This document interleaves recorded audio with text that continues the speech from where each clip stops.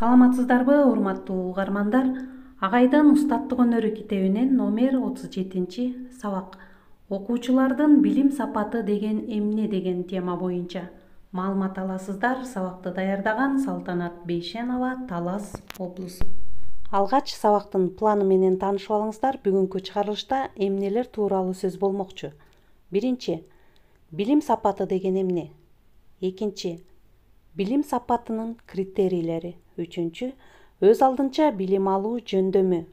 Төртүнчү, билим тарбия сапатын жакшыртуу жолдору деген темачалар тууралуу түшүнүк аласыздар. Билим сапаты бул окуучулардын алган билиминин тереңдиги, анын кеңдиги жана бекемдиги. Билим сапаты дегенде эң биринчи билимдин тереңдиги, кеңдиги, бекемдиги эске алынат. Бирок биздин көз карашыбызда бул айтылгандардан тышкары дагы билим сапатынын бир топ көрсөткүчтөрү бар дейт агай. Ошолорго токтолуп кеткен. Албетте бул теориялык система, эрежелерге дал келбейт.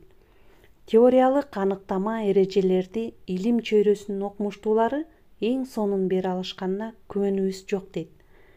Ал эми агай ошол билим сапатына, билим берүүнүн айылдык казанында кайнап жүргөн мугалим катары өзүнүн элеттик, турмуштук көз карашындагы жөнөкөй тил менен айтып чыккан. Окуучулардын орто билим сапатынын көрсөткүчтөрүнө төмөнкүлөрдү сунуштайбыз. Турмушта билимди пайдалана билүү жөндөмү, өз алдынча билим алуу жөндөмү. Акыл эмгегинин маданиятынын деңгээли, чыгармачылык менен иштей билүү, билгичтик көндүм ыкмаларын сапаттуу жасай билүүсү. Мисалы, китеп менен иштей билүү, лабораториялык иштерди жасай билүүсү, ошондой эле үйдөгү электр учетчикти эсептей билүү.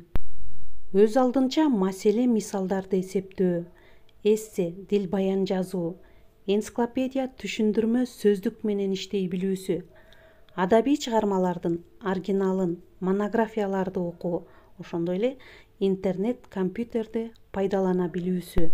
Демек, урматтуу кесиптештер, окуучулар өз алдынча билим алууда мына жогоруда айтылгандарды чыгармачылык менен иштей билүүсү, аларды билгичтик көндүм ыкмалар менен сапаттуу жасай билиши керек экен.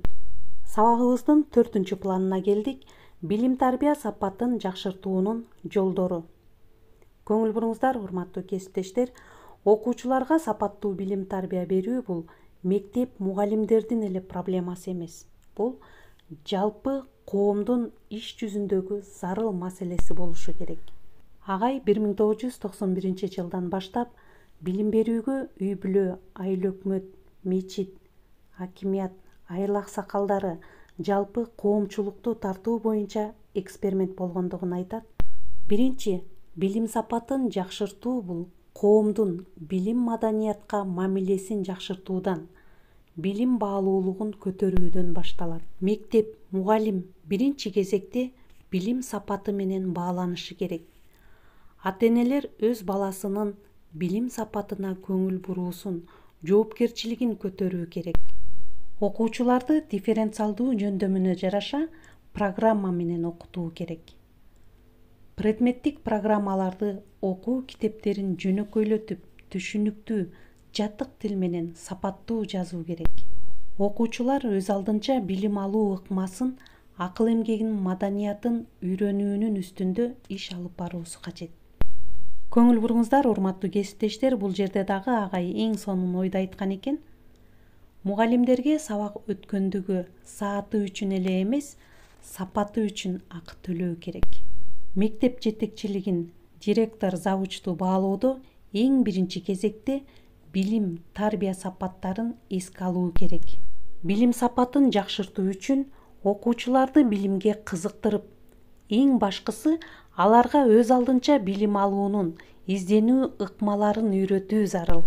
Окуучулар өз алдынча изденип, үйрөнүп, жекече ой жүгүртүп, билим булактары менен иштей билип, жаңы информациялык технологияларды өздөштүрүүнүн негизинде алган билимдерин эгерде турмушта пайдалана алса, демек биз билим сапатына жетишебиз деп ойлойбуз. Билим сапаты үчүн күрөшүп жаткан бардык мугалимдерге эсендик, ийгилик каалайбыз деген агайдын сөзү менен бүгүнкү сабагыбызды жыйынтыктайбыз.